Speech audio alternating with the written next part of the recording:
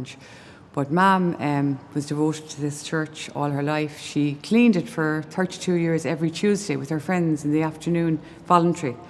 So we were all fascinated with the story, of course, that a priest called Father Aengus Buckley was one of the priests here, and he did the painting behind me, the fresco behind me of the 4 angels. They were all in the Mercy Convent School. They were in this group called the Emeldists, and I didn't know what they were, so I did a bit of research about that. And what it was that this saint was devoted to anyone that made their communion.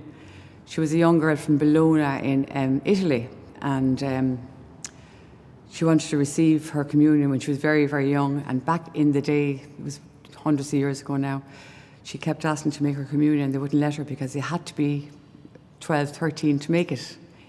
So she actually joined the Dominican nuns when she was 9 years of age. She came from a very wealthy family. Her father was a count and they were well-to-do, but they were very, very devout Catholics and also very good to the poor community around them.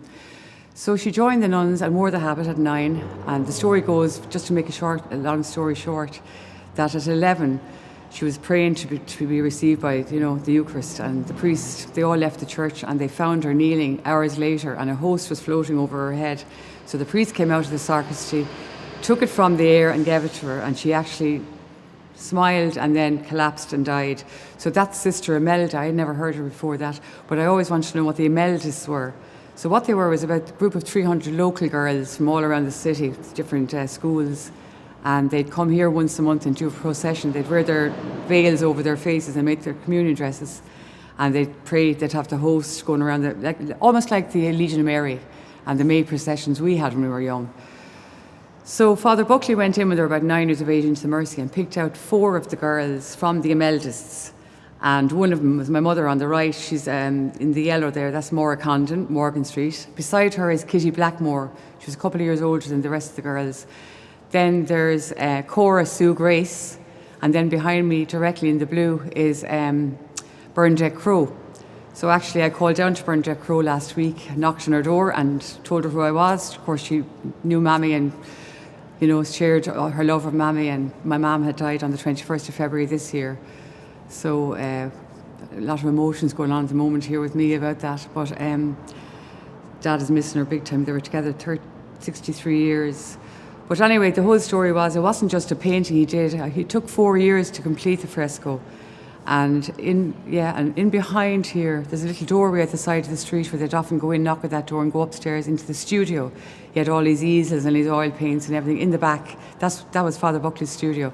So he did preliminary sketches of all of them, but it was absolutely unbelievable that Mammy's hands are on all the angels. He loved Mammy's hands, so he used her hands for the model for all 4 angels, which I only found out recently about. I mean, that was absolutely wonderful to find that out, So when I was talking to Bernadette, I saw a charcoal sketch over her fireplace, and I said, what is that? That looks lovely. And she goes, that's Father Aengus Buckley's preliminary sketch of my face for the fresco.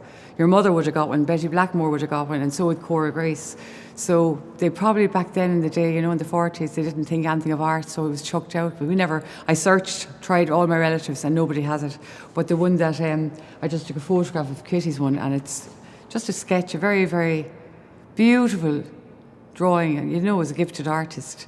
So when I came back from talking to Bernadette, I went online and I found that Father Aengus Buckley was in Rome for 10 years. He was ordained a priest in Rome in the Dominican order, and he studied for 5 years in the Royal Academy of the Arts in Italy, in Rome. And he studied under a master. We don't know who the master is. He also did a huge mural in Philadelphia.